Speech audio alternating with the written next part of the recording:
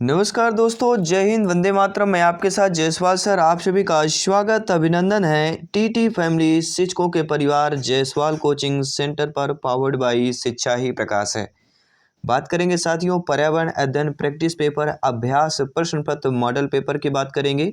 और यह है पेपर नंबर आपका 18 है, जो संपूर्ण कंसेप्ट से लिया गया है। 30 महत्वपूर्ण सेलेक्ट किए गए हैं, संपूर्ण निचोड़ मिलेगा आपको। और 30 में से आप लोगों का स्कोर कितना है, आप लोगों को कमेंट बॉक्स में सभी प्यारे मित्र, सभी शिक्षक बंधुओं को कमेंट करके बताना है। और आपको पता है एमपी टेट वर्ग 3 से 50 प्लस अभ्यास प्रश्न पत्र जो है पांचों सब्जेक्ट को मिला के यहाँ पे कंप्लीट कर चुके हैं। इसका आई बटन पे आपको प्लेलिस्ट बना दी गई है, लिंक मिल जाएगा। तो अभ्यास प्रश्न पत्र सभी अटेंड करें। और एग्ज़ाम सभी को पता है स्टार्ट हो गए, एडमिट कार्ड निकल रहे हैं, तो सभी लोग अपना अपना एडमिट कार्ड निकाल लीजिए। कोई भी इशू है तो हमें टेलीग्राम पर मैसेज कीजिए, और हम वहाँ पे पीबी के हेल्पलाइन नंबर है, वहाँ पे भी आप लोग कांटेक्ट कर सकते हैं। बहुत सारे कमेंट आएंगे सर एडमिट कार्ड में इशू हो रहा है, तो ठीक है, टेलीग्राम पर जुड़े, हमसे परिवार से जुड़े, TT family Jaiswal coaching centre जुड़े और हमें मैसेज करें। हम कोशिश करेंगे आप लोगों की पूरी प्रॉब्लम को सॉल्व करने की। फ़िलहाल ये 30 प्रश्न है, इसमें आपको अभी कमेंट करना है, स्कोर बताना है कि 30 में से आप लोगों को फीडबैक कितना है। पहला प्रश्न आप लोगों के स्क्रीन पर है।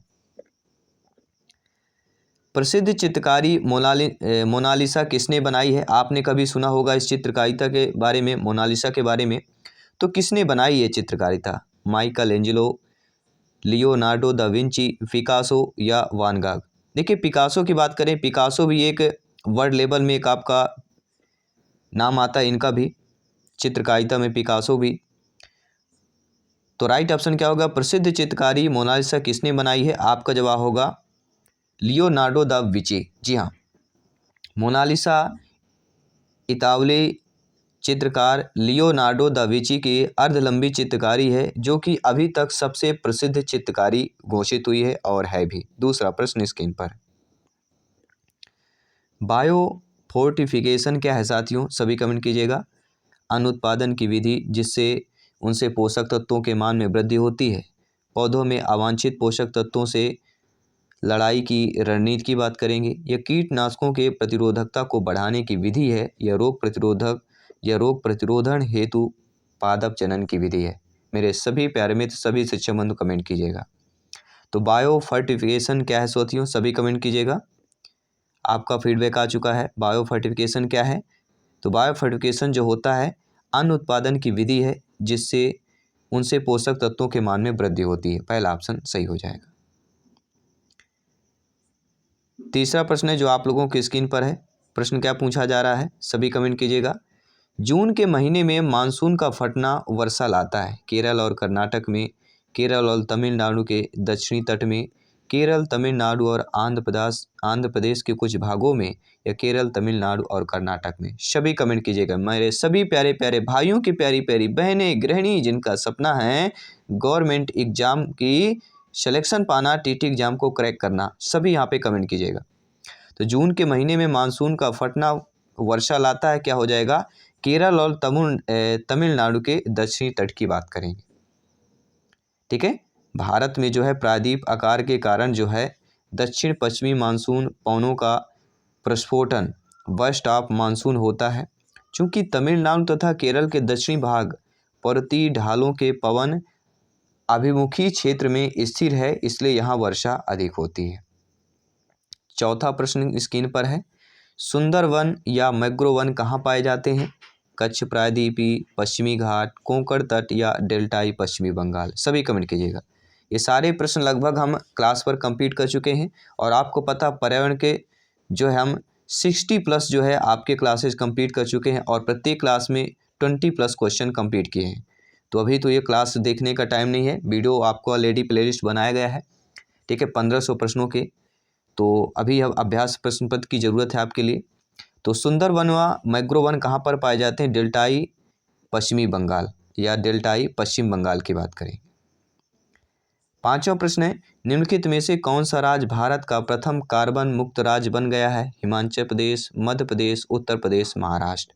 सभी कमेंट कीजिए। जी हाँ, भारत का ऐसा प्रथम राज्य है जो कार्बन मुक्त राज्य बना है, और वह राज्य साथियों हिमाचल प्रदेश। पहला ऑप्शन सही हो जाएगा। भारत का पहला कार्बन मुक्त राज्य हिमाचल प्रदेश है और विश्व में दूसरे स्थान पर आपका आता है, ये भी ध्यान देना, विश्व में दूसरे स्थान पर और भारत का पहला। निम्नलिखित शहरों में से किस शहर के निकट पालीताना मंदिर स्थित है? माउंट अबू, मेयार्क, उज्जैन या भावनगर? सभी कमेंट कीजिएगा। आपका प्रत्येक कमेंट, प्रत्येक फीडबैक सर्वोपरि है, सर्वमान्य है। जयसवाल सर आप सभी का स्वागत अभिनंदन करते हैं। तो शहरों में से किस शहर के निकट जो है पालीताना मंदिर स्थित है? यह भावनगर की बात करेंगे और यह कहाँ पर है? गुजरात की बात करेंगे। जी हाँ, पालीताना मंदिर गुजरात के भावनगर में स्थित है। यह एक जैन मंदिर है जो शत्रुंजय पहाड़ी पर स्थित है और यहीं से शकुंजय नदी भी निकलती है और खंबात की खाड़ी इसके पश्चिम में स्थित है और इन मंदिरों का निर्माण है 1311 में हुआ था। यह मंदिर इसलिए क्योंकि यह जैन मंदिर है, इसलिए यह प्रख्यात है और इम्पोर्टेंट है। अगला प्रश्न है, परमाणु विकिरण से मानव शरीर का कौन सा भाग अत्यधिक प्रभावित होता है? आँखें, फेफड़ा, त्वचा, अस्थि मज्जा? सभी कमेंट कीजिएगा। तो मानव विकिरण से मानव शरीर का कौन सा भाग जो है अत्यधिक प्रभावित होता है? वह होता है त्वचा वाला भाग। सी वाला ऑप्शन सही हो जाएगा। ठीक है, त्वचा अत्यधिक संवेदनशील होता है, कैंसर होने की संभावना होती है।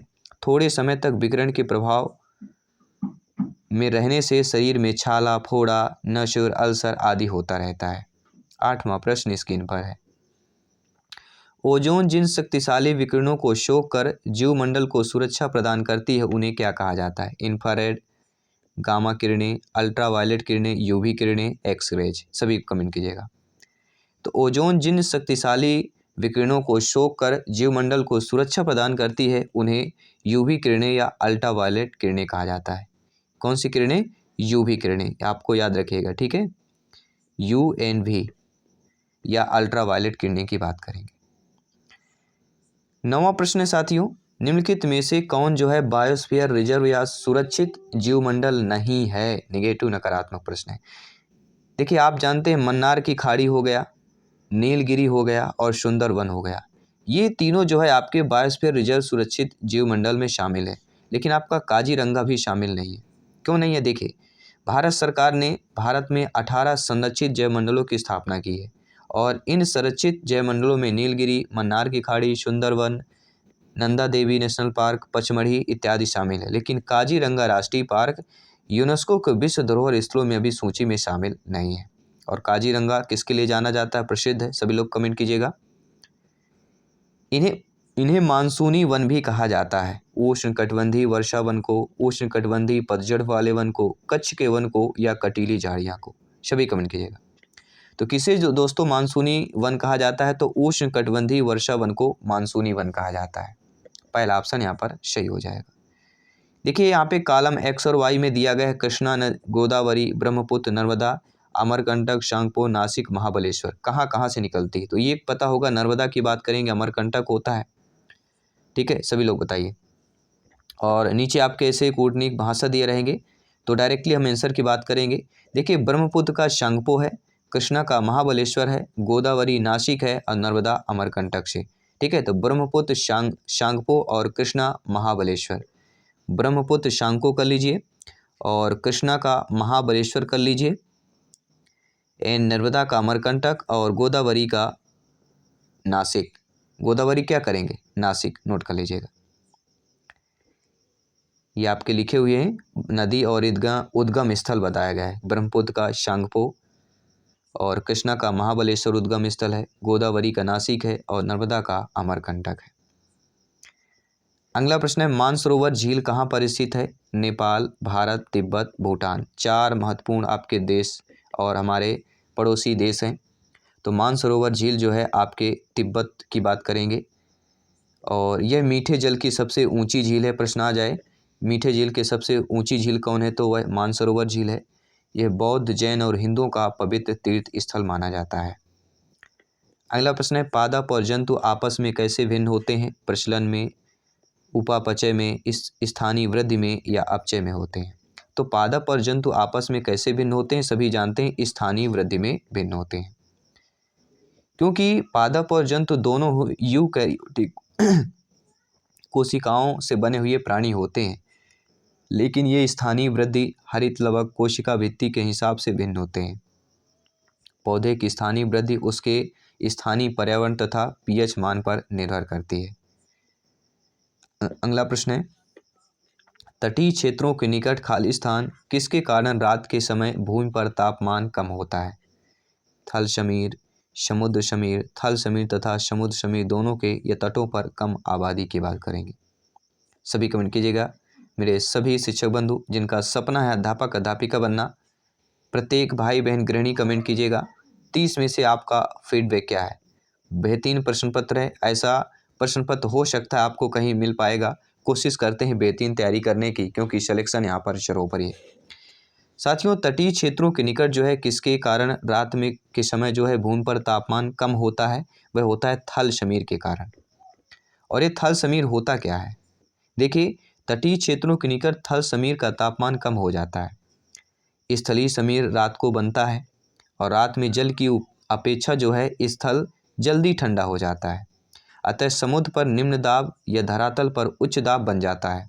इसके कारण हवाएं स्थल से समुद्र की ओर चलने लगती हैं।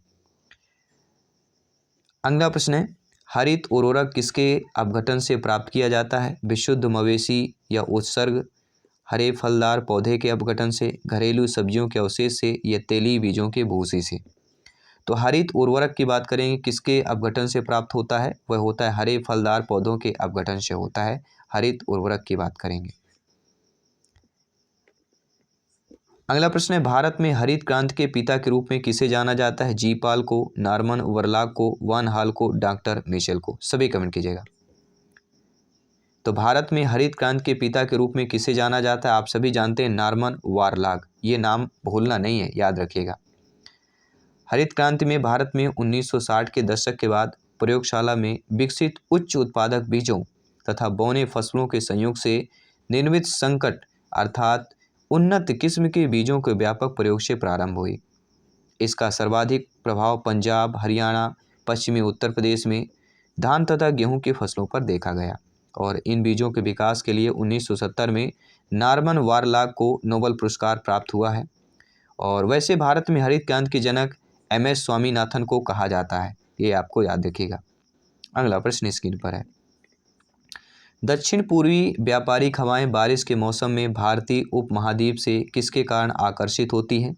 तो वह साथियों हैं उत्तरी पश्चिमी भारत में कम वायु दाब के होने के कारण। जी हाँ, दक्षिण पूर्वी जो व्यापारिक हवाएं बारिश के मौसम में भारतीय उपमहाद्वीप में किसके कारण आकर्षित होती हैं? उत्तरी पश्चिमी में भारत में कम वायु दाब के होने से होती हैं। 18वां प्रश्न है, पारिस्थितिक तंत्र का निर्माण निम्नलिखित में से किसके द्वारा होता है? एक जीवन समुदाय और उसका पर्यावरण के द्वारा, किसी क्षेत्र के सभी पौधे तथा जंतुओं के द्वारा, किसी क्षेत्र को मांसाहारी तथा शाकाहारी के द्वारा या किसी विशेष क्षेत्र के उत्पादक और उपभोक्ता तथा अपघटक के द्वारा। तो आप जानते हैं, समझते हैं, ज्ञानी सर्वव्याख्याता हैं, भावी अध्यापक अध्यापिकाएं हैं कि पारिस्थितिक तंत्र का निर्माण जो है निम्नलिखित में से जो है किसके द्वारा होता है? एक जीवन समुदाय और उसके पर्यावरण के द्वारा होता है। 19वां प्रश्न बेहतरीन प्रश्न है, ध्यान दीजिएगा। VVIP कैटेगरी का प्रश्न इसे गिना जाएगा। हम इसे VVIP कैटेगरी पर रखेंगे, वेरी वेरी इंपॉर्टेंट प्रश्न के कैटेगरी पर रखेंगे कि दक्षिण पश्चिम मानसून कब तक सारे भारत में फैल जाता है? 5 जून तक, 15 जून तक, 1 जुलाई तक, 15 जुलाई तक। सभी कमेंट कीजिएगा।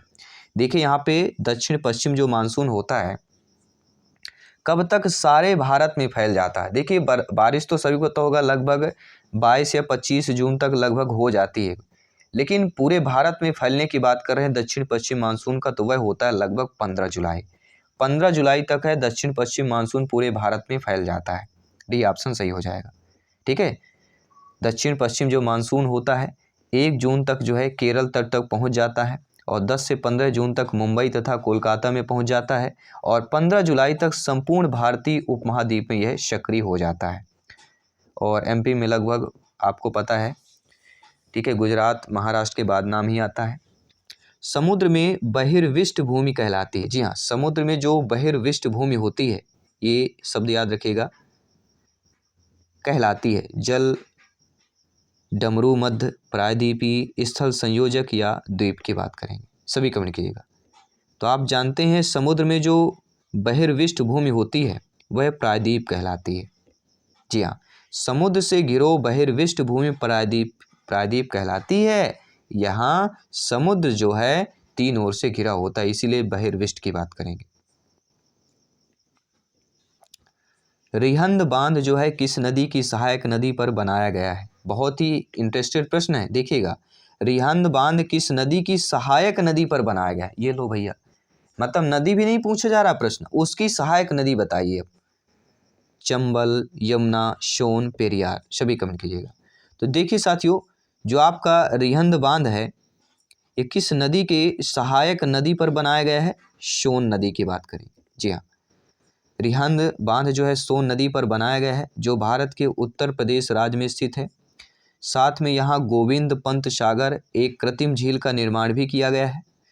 सोन नदी अमरकंटक के पहाड़ से निकलती है तथा रिहंद और कुन्हर सोन की सहायक नदियाँ हैं। अगला प्रश्न स्क्रीन पर है। वन महोत्सव किससे संबंधित है? सभी कमेंट कीजिए। पेड़ काटने से, पेड़ लगाने से, फसलों में वृद्धि से या पौधों के संरक्षण में से है? तो वन महोत्सव सभी जानते हैं किससे संबंधित है? पौधों के संरक्षण से संबंधित है। और 2016 में यह 1 जून से 17 जुलाई तक पूरे भारत में मनाया गया, जिसमें बड़े पैमाने पर पौधों की रोपाई भी की गई है। ठीक है, आइए बात करते हैं अगले प्रश्न की। शिक्षा का अधिकार अधिनियम कब लागू हुआ है? 15 मार्च 2010 को, 1 अप्रैल 2010 को, 17 जुलाई 2010 को, 10 अक्टूबर 2010 को। सभी जानते हैं, कई बार हम जिक्र कर चुके हैं, अभ्यास प्रश्न पत्र पर, क्लास पर भी बात कर चुके हैं, प्रैक्टिस सेट पर बात कर चुके हैं, महत्वपूर्ण टॉपिक प्रश्नों पर भी बात कर चुके हैं। तो शिक्षा अधिकार अधिनियम की अगर बात करते हैं, आरटी एक्ट जो लागू की अगर बात करते हैं तो 1 अप्रैल 2010 को लागू किया गया है। ठीक है, इसे 2009 को जो है शिक्षा अधिकार अधिनियम आरटी एक्ट 2009 से जाना जाता है, 2009 के नाम से, लेकिन 1 अप्रैल 2010 को लागू किया गया है। इसके अनुसार 6 से 14 साल तक के बच्चों को अनिवार्य एवं निःशुल्क शिक्षा का अधिकार का प्रावधान रखा गया है। यदि सरकार द्वारा राज्य के नीति निर्देशक तत्वों को लागू नहीं किया जाता है तो एक नागरिक निम्नलिखित में से किसके पास जा सकता है? उच्च न्यायालय के, उच्चतम न्यायालय के, राष्ट्रीय मानवाधिकार आयोग के, या इनमें से कोई नहीं? सभी कमेंट कीजिएगा। यदि सरकार द्वारा राज्य के नीति निर्देशक तत्वों को लागू नहीं किया जा सकता है तो एक नागरिक जो है, देखिए, राज्य के नीति निर्देशक तत्व तथा भाग 4 वाद योग्य नहीं है। इनका उल्लंघन होने पर नागरिक जो है राज्य के खिलाफ न्यायालय में नहीं जा सकता, इसलिए राज्य उन्हें लागू करने के लिए बाध्य नहीं है। अतः इन्हें लागू करना राज्य का नैतिक दायित्व है और इसके पीछे लोकप्रिय मत है, जनता द्वारा आलोचना अप्रत्यक्ष रूप से कार्य करती है। तो इनमें से कोई नहीं, आपको डी ऑप्शन पर क्लिक कर लेना है। 25वां प्रश्न है जो स्क्रीन पर है। मध्य प्रदेश का एकमात्र यूनानी चिकित्सा महाविद्यालय स्थित है ग्वालियर में, होशंगाबाद में, बुरहानपुर में, कांकेर में? सभी कमेंट कीजिएगा। मध्य प्रदेश का एकमात्र यूनानी चिकित्सा महाविद्यालय जो स्थित है वह है बुरहानपुर में। जी हाँ, 25 प्रश्न कंप्लीट कर चुके हैं, 5 प्रश्न और शेष बचे हुए हैं। इस प्रैक्टिस पेपर अभ्यास प्रश्न पत्र को जल्द ही कंप्लीट करने जा रहे हैं, आपके सहयोग से, आपके फीडबैक से। सभी कमेंट कीजिएगा। 26वां प्रश्न प्यारा सा प्रश्न है, क्या कह रहा है कि संसद के दोनों सदनों में कार्यवाही को प्रारंभ करने के लिए कम से कम कितने सदस्यों की आवश्यकता होती है? कुल सदस्यों का 1/5, कुल सदस्यों का 1/6, कुल सदस्यों का 1/7, कुल सदस्यों का 1/10 हिस्सा? सभी कमेंट कीजिएगा। तो संसद के दोनों सदनों में कार्यवाही को प्रारंभ करने के लिए कम से कम साथियों जो है कुल सदस्यों का 1/10 सदस्यों की आवश्यकता होती है।